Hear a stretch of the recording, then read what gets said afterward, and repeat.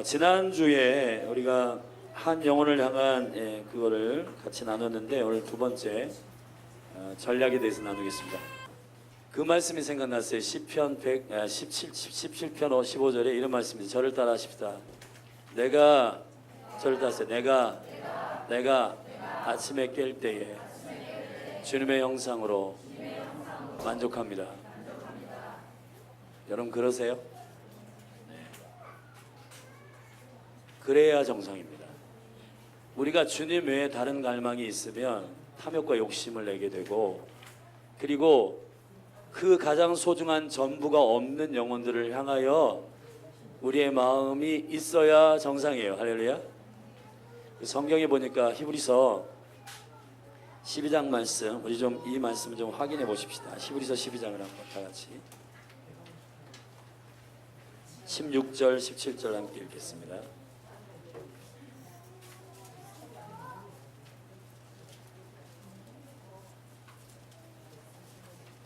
히브리서 12장 16, 17절입니다. 우리 같이 함께 읽겠습니다. 15절부터 읽게요. 시작. 너희는 돌아보아 하나님의 은혜에 이르지 못한 자가 있는가 두려워하고, 또 쓴 뿌리가 나서 괴롭게 하고, 많은 사람이 이로 말미암아 더러움을 입을까 두려워하고, 음행하는 자와 혹 한 그릇 식물을 위하여 장자의 명분을 판 에서와 같이 망령된 자가 있을까 두려워하라. 아멘. 의사에 계속해서 제 안에 묵상되는 건 이겁니다. 하나님이 가장 소중하게 생각하는 걸 내가 가장 소중하게 생각하고 있는가에 대한 문제예요. 오늘 여기 히브리서 12장 우리가 읽은 16절에 보면 에서가 나오는데, 여러분이 에서 아시죠? 에서가 하나님께서 허락하신 축복 장자권을 자기의 육체의 그 식욕 그것과 바꿔요. 그래가지고 이 장자권을 팔아먹는다고요. 나중에 후회해가지고 17절에 보면 너희 아는 바와 같이 저가 그 후에 축복을 기업으로 받으려고 눈물을 흘리며 구하되 버림바가 되어 회개할 기회를 얻지 못하였다. 가치의 하나님의 나라는 가치의 나라입니다. 아멘. 밸류가 중요한데 이 가치의 기준이 하나님이세요. 아멘. 하나님의 나라는 그분이 가장 가치 있는 것이 가장 가치 있는 나라입니다. 교회도 마찬가지요.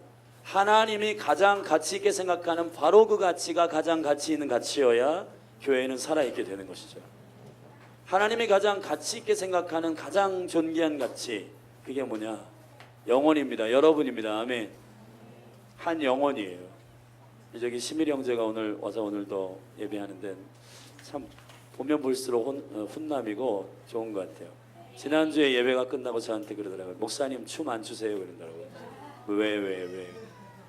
내가 돌아오면 춤춘다고 하지 않았냐고.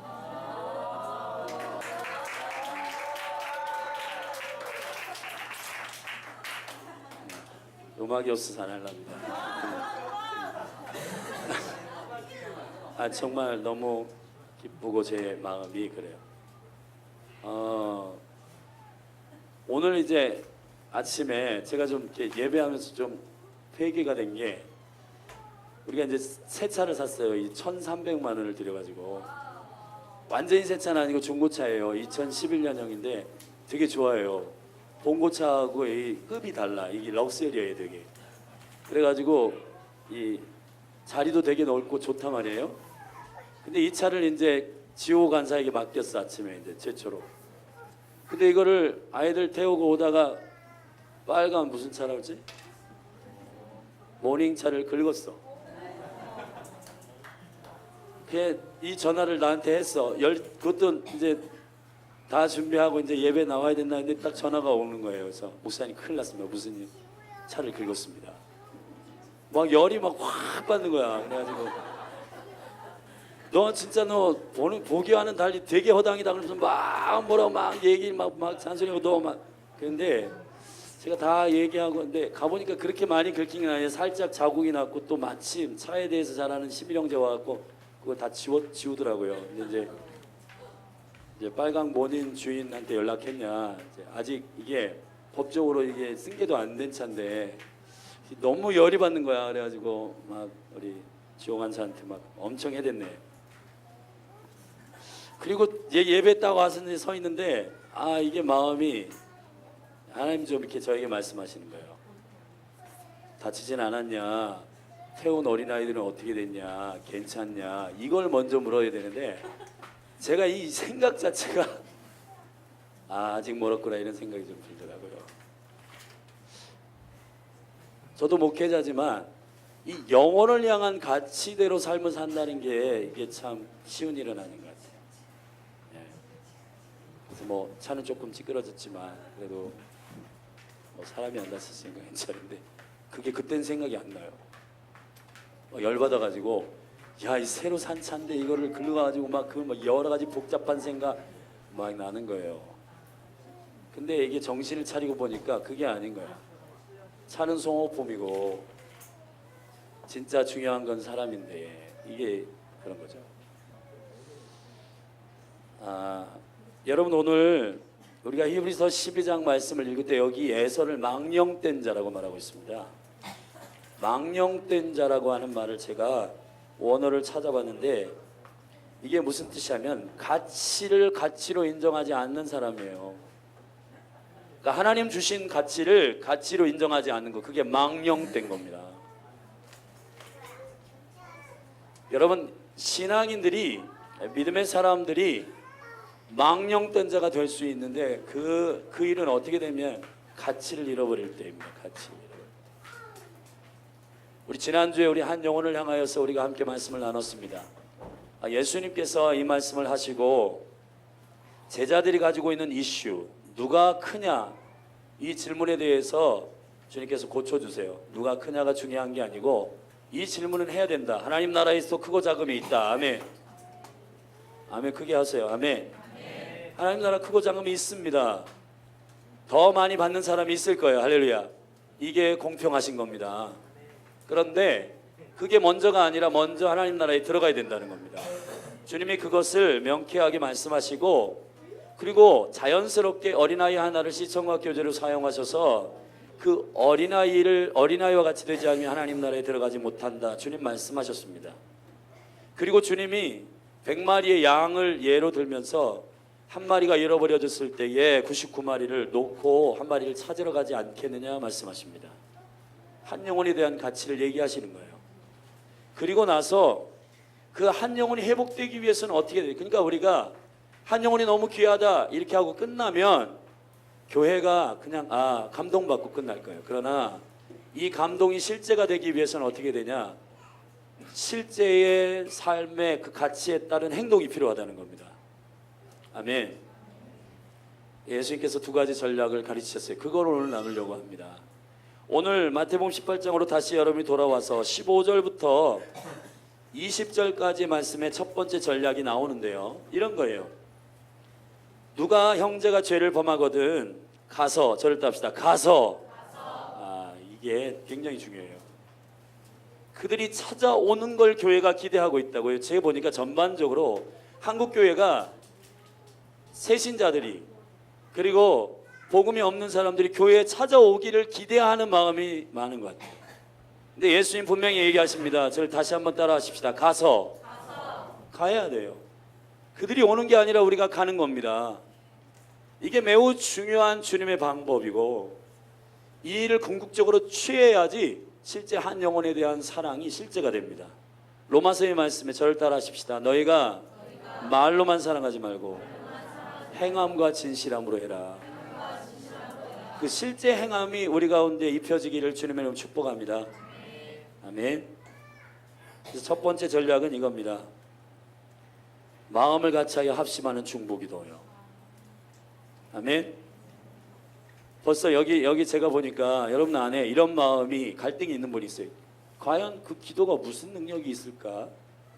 기도가 과연 어떠한 권능이 있길래 주님이 최종적 보루로 죄인들을 회복시키기 위한 가장 강력한 생명의 능력은 기도라고 말씀하시면서 이 단락을 마무리하십니다.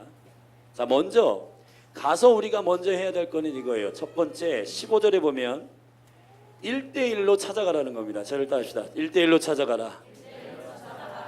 교회가 먼저 찾아가거나 두 사람 세 사람 찾아가면 부담스러우니까 먼저 여러분들이 관계가 있는 영혼, 아직 복음이 없는 영혼들을 여러분이 혼자 찾아가라는 거예요. 죄를 짓고 그 마음 가운데 갈등이 있고 상처받은 영혼들을 1대1로 찾아가라는 거예요. 아멘.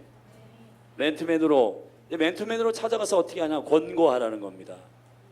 이 권고라고 하는 말을 제가 찾아보니까 헬라어로 엘렌코라고 하는 말인데 드러내라 란 말이에요. 그러나 이 저를 답시다. 드러낸다. 따라하세요. 드러낸다. 드러낸다는 말이 억지로 정죄해서 드러낸다는 얘기가 아니라 드러나진다는 거예요. 어떻게 하면 되냐? 빛이신 주님을 선포하면 된다는 겁니다. 이게 1대1로 가서 여러분들이 복음은 설득이 아니라 선포입니다. 복음은 가서 선언하는 거예요. 하나님은 빛이십니다. 주님은 빛이십니다. 그래서 가서 그 영혼들에게 빛을 선포할 때에 엘렌코 드러난다는 겁니다. 자연스럽게 내가 어디로부터 벗어났는가, 그리고 내가 어디로부터 지금 관역이 빗나간 자를 스스로 그 영이 알게 된다는 겁니다. 아멘. 그 거룩한 고민이 부어질 때에 그 영혼 안에서 이제 심각한 고민이 시작된다는 거예요. 여러분, 이 고민 나눠주러 가십시다. 이 굉장히 중요한 겁니다. 여러분, 일상생활에서 내가 잘 먹고 잘 살고 그리고 좋은 집에 살고 좋은 자동차를 누리고 나는 왜 이렇게 재정이 없을까? 나는 왜 이렇게 성공을 못할까? 그 고민 말고 내 영혼의 고민, 죄의 문제를 해결하고 나의 어둠과 이 묶임들을 어떻게 내가 자유케 할 것인가에 대한 그 고민은 모든 영혼들에게 다 궁극적으로 있는데 이것이 표면적으로 세상이 말하지 않기 때문에 심연 가운데 숨겨져 있다고요. 그것을 저와 여러분이 가서 말해줘야 된다는 겁니다. 빛이신 주님의 복음을 선포할 때에 드러나진다는 겁니다. 아멘. 그렇게 하시겠습니까? 예, 그런 복음 전파자가 필요해요. 사랑으로 가서 권고하는 사람이 필요합니다. 두 번째는 그게 안 되면 16절에 가서 증참케 해라. 두세 사람이 같이 가서 증참케 해라 라고 말합니다. 이 증참은 조금 무거운 의미예요. 제가 헬라어를 찾아보니까 이 증참타라고 하는 말은 무게를 달아준다는 뜻입니다. 가서 그 죄악의 심각성에 대하여서 혼자 나의 개인 생각이 아니라 이것이 보편적으로 모두 공유하는 하나님의 진리라고 하는 것을 가서 증인들 데리고 가서 얘기해 주라는 겁니다. 가서 협박하라는 거 아니에요. 아멘. 증참케 해주라는 겁니다. 증참한다는 말은 무게를 스스로 달도록 만들어준다는 거예요. 그 영혼의 무게, 내가 이 죄악으로 말미암아 하나님 나라에 들어갈 수 없고 이 죄는 해결해야 될 문제구나. 내가 지금 직장의 문제, 라이센스 문제, 결혼의 문제, 데이트 문제, 관계의 문제, 돈의 문제, 여러 가지 문제들이 많지만 그러나 가장 중요한 문제는 죄의 문제이고 이 죄로부터의 자유함이 필요하다라고. 혼자 갔을 때는 너 혼자 생각 아니야 라고 말할 수 있지만 두세 사람이 진리에 전염된 사람들이 같이 가가지고 그 얘기를 해주라는 거예요. 아멘. 여러분, 여기 보면 은사적으로 복음 전파자들이 있는데 복음 전파자들이 가서 복음을 전할 때 힘겨울 때가 있어요. 설득도 다 안 되고 그 마음이 터치가 안 되고 너무 딱딱한 마음이 있는 친구들은, 그 영혼들은 혼자 안 되기 때문에 여러분 이 교회에게 요청할 때 여러분에게 개인적으로 기도를 요청하거나 여러분들 같이 가주세요라고 할 때 거절하지 말고 아멘. 같이 가셔서 그 진리에 여러분이 나도 동의한다라고 힘을 실어줘야 그 지체들이 그 마음을 꺾고 아멘 내려놓고 주께로 돌아올 줄로 믿습니다. 그리고 그 다음 단계는 17절에 있어요. 만일 그들의 말도 듣지 않거든 교회에 말하고 아멘. 교회에게 말하라. 교회에게 말해서 치리받도록 해라. 여기 이제 사역자들과 또 저기 담임 목사와 우리 사모님과 여기 특별히 중보 선교사님들과 그리고 여기 기도하는 권사님 집사님들 교회에게 얘기해서 그 일을 가서 이것이 공동체 전체가 가지고 있는 진리고 그러한 사실들이 있다라고 가서 얘기해주고 그 영혼을 치리해 주라는 겁니다. 그런데 이게 끝이 아니에요. 자, 다음 이제 오늘 제가 첫 번째 전략의 핵심은 다음 절에 있는 다 같이 18절 19절을 함께 읽으십시다. 시작. 진실로 너희에게 이르노니 무엇이든지 너희가 땅에서 매면 하늘에서도 매일 것이요 무엇이든지 땅에서 풀면 하늘에서도 풀리리라. 진실로 다시 너희에게 이르노니 너희 중에 두 사람이 땅에서 합심하여 무엇이든지 구하면 하늘에 계신 내 아버지께서 저희를 위하여 이루게 하시리라. 아멘. 교회 그 또 이상이 있나? 여러분 한 사람 갔어요. 두세 사람 증인이 갔어요. 그리고 교회가 갔어요. 그 이상의 또 전략이 있나요? 전략이 있다는 겁니다. 그 마지막 전략이 뭐냐? 그 마지막 전략이 기도예요. 아멘. 이제 가서 선언하고 권고하고 증참케 하고 교회가 가서 치리하는데 안 듣는다. 그 마음이 딱딱한 것이 여러분 10년 가운데 이 딱딱한 수준이 처음에는 어떻게 되냐면 드라이해집니다. 드라이해진 심령이 조금 더 가면 콜드해집니다. 콜드해진 사람의 심령이 조금 더 가면 하드해집니다. 여러분 우리가 그 심령을 깨트리기 위해서는 드라이한 사람은 가가지고 이렇게 액체만 살짝 이렇게 하면 부드럽게 돌아와요. 하드한 사람은 깨트려야 돼. 근데 그 도구들이 필요해요. 그런데 가장 강력한 도구가 주님 말씀하시는 게 중보기도라는 겁니다. 오늘 저는 과거에 이 말씀을 이해할 때 17절의 말씀이 만일 그들이 말도 듣지 않거든 교회의 말하고 교회의 말도 듣지 않거든 이방인과 세리와 같이 여겨라 그랬습니다. 그들을 버려라. 그들을 너희들 시야권에서 관심 밖으로 놓아라. 그들을 아예 관심 밖으로 리스트를 놓아라. 이런 말이 아닙니다. 영적인 부류들을 생각할 때 1대1 증인 교회의 권위를 가지고 이 말을 듣지 않거든 어떻게 되면 아직 거듭나지 않았다라고 하는 것을 확인하게 된다는 겁니다. 거듭나고 범죄한 사람들은 교회의 치리까지의 이 방법으로 된다는 겁니다. 아멘. 1대1로 권고하고 신방하고 그들을 위해서 증참케 하여 돌아오라고 말할 때 거듭난 심령, 예수님을 인격적으로 만난 영혼들은 돼요. 그런데 이제 예수님을 인격적으로 만나지 않은 사람들은 어떻게 해야 되냐? 세리와 이방인들처럼 여겨라가 버리란 얘기가 아니라 그 영적 상태의 수준으로 보라는 겁니다. 아멘. 묶여있기 때문에 스스로 나을 수 없다라고 하는 거예요. 할렐루야. 묶여있기 때문에 스스로 교회 가운데 하나님의 영광을 예배할 수 있는 수준이 아니라는 걸 알라는 겁니다. 버리란 얘기가 아니에요. 아멘. 세리와 이방들처럼 그 영혼들을 버려라. 관심 밖에 둬라. 찾아가지 말아라 라는 얘기가 아니라 그 영혼은 이제 우리가 권고하고 상담하는 수준으로 안 되고 영적으로 묶인 것을 끊어줘야 된다는 겁니다. 할렐루야. 이런 묶여있는 자에게 너 교회에 나와. 근데 묶여있는데 어떻게 나와요? 그거는 스스로의 사람의 힘으로 능으로 되지 않습니다. 오직 예수 그리스도의 이름으로 가능합니다.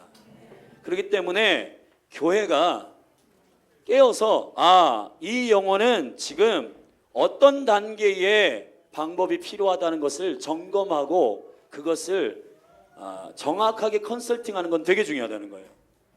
그래서 불신자들을 위해서 우리 그리스도의 몸된 교회가 한 영혼을 취하고 기도할 때에 합심하여 기도하는 권위 있는 통치적 기도가 필요하다는 겁니다. 이 중보 기도가 필요하다는 거예요. 아멘. 이것이 첫 번째 전략입니다.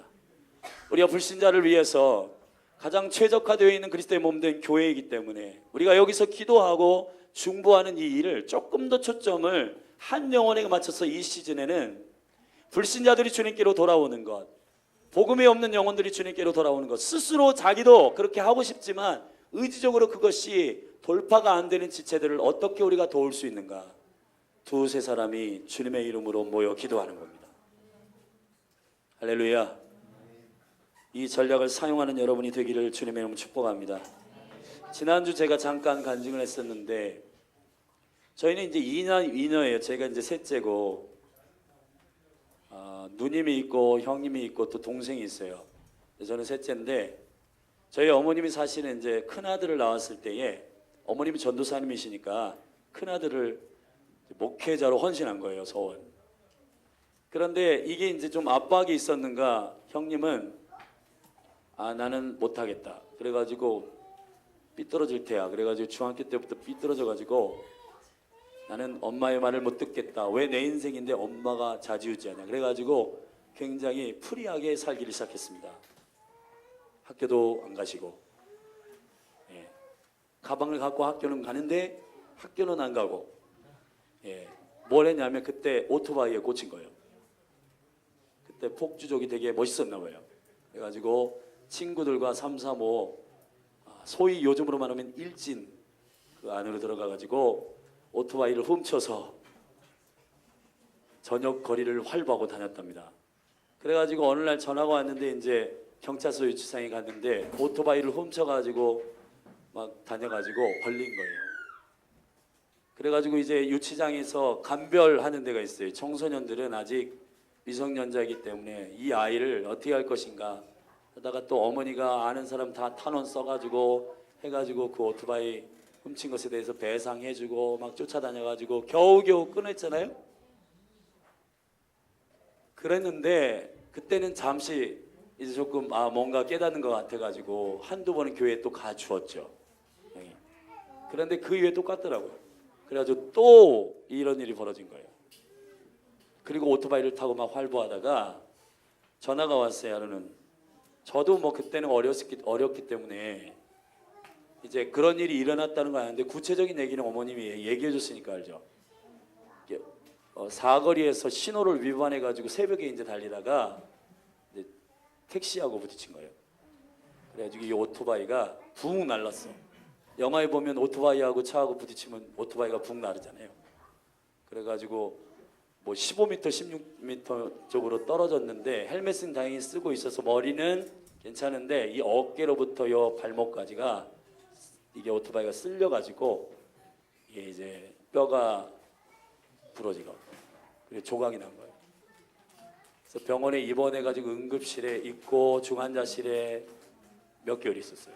그리고 7번 대수술을 했습니다. 지금 인천에 살고 계신데 이 걷는 모습을 보면 조금 절기는 하시더라도 그 거진 평범한 사람하고 비슷하게 되셨어요. 그 이후로 이제 이분이 정신을 차리시고 주님을 믿고 했는데 어머님이 그 몇 년어간에 7번 대수술을 하면서 병원에 가서 똥오줌을 다 받아내고 움직이지 못하니까 똥오줌 다 받아내고 그 일들을 3, 4년 그냥 그 일을 고스란히 해냈단 말이죠.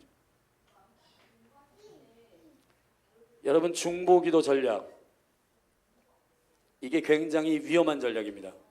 어떤 의미에서 위험한 전략이냐?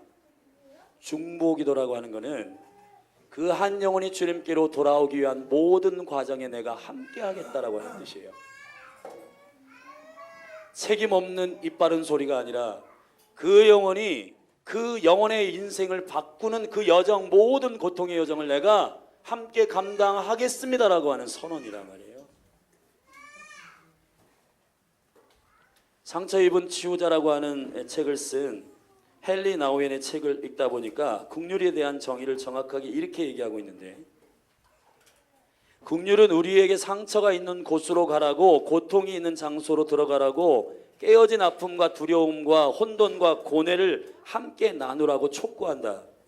긍휼은 우리에게 비참한 상태에 있는 사람들과 함께 울부짖고 외로운 사람들과 함께 슬퍼하며 눈물을 흘리는 사람과 함께 울라고 도전한다. 긍휼은 가벼운 말이 아니다. 긍휼은 전인격적으로 연약한 사람과 함께 연약해지고 상처 입은 사람과 함께 상처를 입으며 힘없는 자와 함께 힘없는 자가 되어주는 것이다. 예수 그리스도가 긍휼의 중보자십니다. 그분이 그렇게 하셨기 때문에 저와 여러분이 회복된 겁니다. 자, 교회가 이 전략이 굉장히 여러분 안에서 위험한 전략이에요. 그래서 우리가 사실 이걸 알아요. 이거를 구체적으로 영적으로 지식적으로 모를 수도 있는데 이 위험성을 알기 때문에 사람들이 이 중보의 깊은 영역으로 들어가기를 꺼리고 있는 겁니다. 그러나 제가 여러분에게 요청합니다. 한 영혼이 불신자가 회복되기 위해서는 그 영혼이 표면적으로 우리가 간증을 듣고 주님의 복음을 듣고 회복된 사람들이 많은데 그 뒤편에는 그 고통을 함께 감내해낸 기도자가 반드시 있다는 겁니다. 우리 교회가 오늘 여러분에게 지금 이거 할 거냐 말 거냐 가벼운 말로 여러분들이 무슨 그냥 뭐 이러한 깊은 고통과 여기에 참여하는 그런 무게가 아니라 뭐 하죠 이렇게 사인하는 그런 마음이 아니라 좀 무거운 마음으로 받으면 좋겠어요. 안 좋은 의미에서 무거운 마음이 아니라 내가 그 영혼들을 향하여서 같은 고통의 시간을 동일하게 함께 하겠습니다라고 하는 그 마음 말이에요. 그게 있어야 영혼은 회복됩니다. 아멘. 링컨이 노예제도를 회복시킬 때에 그 흑인들의 그 갇혀있는 삶들 가운데 자기는 백인인데 이것을 자유케 해줘야 되는데 성경적 가치가 있기 때문에 모든 사람들은 다 평등하고 그 영혼들을 주 안에 자유케 해줘야 되는데 이 제도를 시작할 때 링컨 안에 깊이 깨닫게 하신 하나님의 말씀이 바로 긍휼이었다는 거예요. 예레미야 31장 20절 그를 위하여 내 창자가 들끓으며 내가 반드시 불쌍히 여기리라. 아멘. 이스라엘 백성을 향한 하나님의 마음을 링컨이 듣습니다. 그를 향하여 내 창자가 들끓으며 내가 반드시 그들을 불쌍히 여기리라 라고 말씀하신 하나님의 열심이 하나님의 의지가 링컨에게 들어갔어요. 그래서 링컨이 노예 제도를 많은 어려움이 있지만 전쟁까지도 불사하며 이것을 뚫어냈단 말이에요. 그리고 그 영혼들을 자유케 한 것입니다. 그래서 링컨이 긍휼에 대한 정의를 했는데 이렇게 됐어요. 긍휼은 타인의 아픈 자리에 전인격적으로 함께하는 것이다. 여러분 우리가 1시간 내에서 일주일에 와서 기도하는 그게 다가 아니라 그들의 아픔과 그들의 모든 형편에 내가 전인격적으로 함께할 거다. 실제로요. 긍휼 중보자들은요. 아픈 사람을 위해서 기도하잖아요. 그러면 그 사람하고 똑같은 부위가 아프기 시작하고 똑같은 고통이 느껴지기 시작하고 똑같이 눈물이 나고 똑같이 슬퍼하게 된다는 겁니다. 이 수준의 중보가 이 몸 안에 일어나기를 원합니다. 그러면 자연스러운 부흥이 나타날 거예요. 영혼이 회복됩니다. 아멘. 여러분 그렇게 하시겠습니까? 저도 믿음으로 결단하고 여러분 우리가 기도할 때에 그들과 같이 함께 서겠습니다라고 그들의 삶 가운데 주님께로 돌아오는 그 여정 가운데 내가 동일하게 서주겠습니다 라고 결정하는 그 마음이 저와 여러분 안에 한 영혼을 사랑하는 그 사랑의 실제 전략이 되기를 바랍니다. 아멘. 두 번째 전략이 있습니다. 그거는 자연스럽게 21절에 그때에 베드로가 참 귀하게 쓰임받는 것 같아요. 여러분 이런 사람이 있어야 돼요. 아멘. 주님께 질문함으로 주님께서 하고자 하는 말에 매개가 되어가지고 그러면 이런 범죄한 사람들이 우리에게 있을 때 우리는 몇 번씩 용서해줘야 됩니까? 7번 정도 용서해주면 됩니까?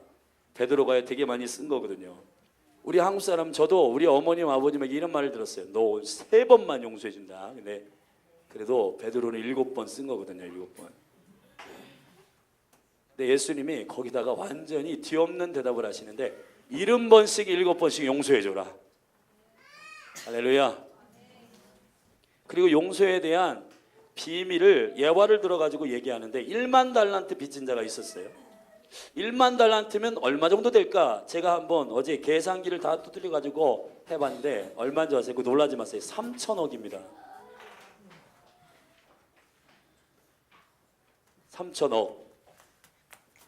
3천억. 그런데 이 1만 달란트 빚진 자가 왕이니까 그 정도로 빌려준 것 같아요. 근데 이 왕이 처음에는 거기 성경을 보면 이렇게 되어 있습니다. 너가 네 몸과 너의 처와 아내와 자식들과 너희 모든 소유를 팔아서 갚아라. 그런데 그 종이 엎드려 절하고 내게 참으소서 다 갚으리이다. 내가 갚겠습니다. 그 말 듣고 긍휼히 여기는 마음이 터져가지고 탕감을 해줘요. 와, 이게 엄청난 일이에요. 그런데 탕감받은 이 사람이 나아가서 자기에게 빚진 100데나리온을 제가 계산해 보니까 500만 원이에요. 1데나리온이 하루치 품삯이 있으니까 이거를 5만 원씩 계산해 가지고 100데나리온을 계산해 보니까 500만 원이더라고요. 500만 원도 적은 돈은 아닌데 이 500만 원 빚진 자에게 가서 그 빚을 갚으라고 가서 닥달합니다. 그런데 3천억을 탕감해 준 임금이 이 소식을 듣고 괘씸해 가지고 걔를 불러요. 용서해 준 그 영혼을 불러 가지고 다시 감옥에다 가두며 34절에 이렇게 합니다. 주인이 노하여 그 빛을 다 갚도록 저를 어디에게? 옥졸들에게 붙였다. 이렇게 되어 있습니다. 여러분 이 원어를 보니까 옥졸이 뭐냐면 고문하는 자 이렇게 되어 있습니다. 고문하는 자, 묶는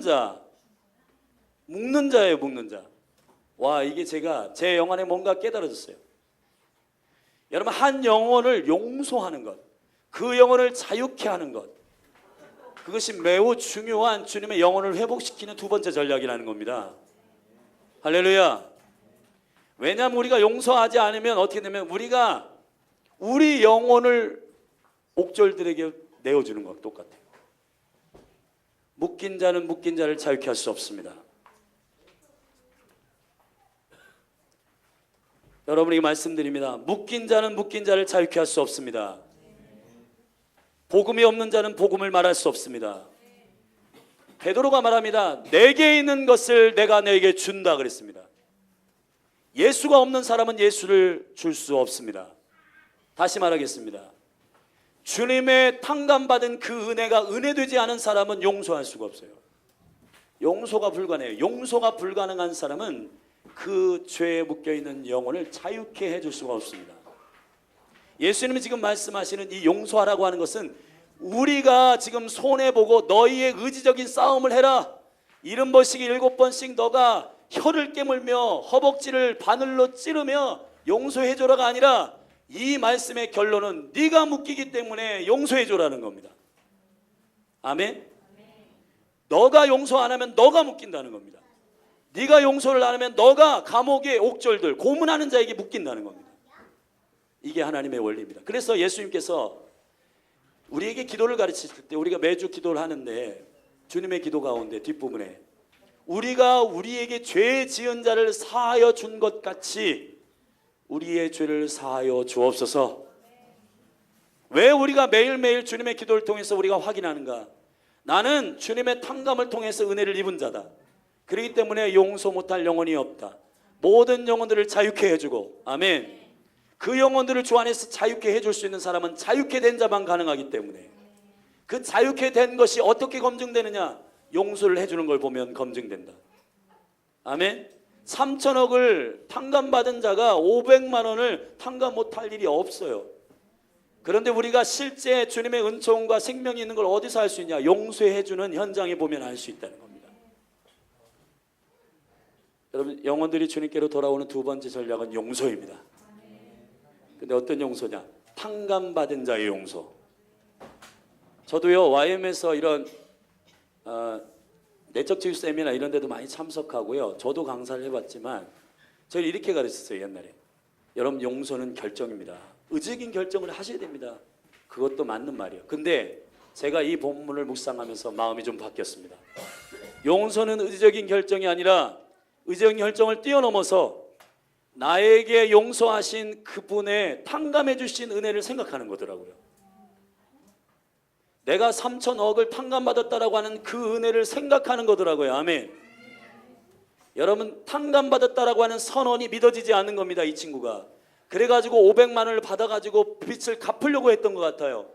그런 시도는 불가능합니다. 500만 원으로 3천억을 갚을 수는 없어요. 이 영혼들, 이 수많은 영혼들에게 내가 사과를 받고 그 영혼들에게 무릎 꿇음을 받는 것으로 하나님의 은혜를 갚을 수는 없어요.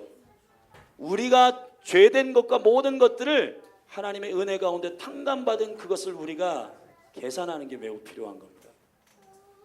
할렐루야. 탕감받았다라고 하는 말이 RPM이라고 하는 말인데 삭제되었다는 뜻입니다. 아멘.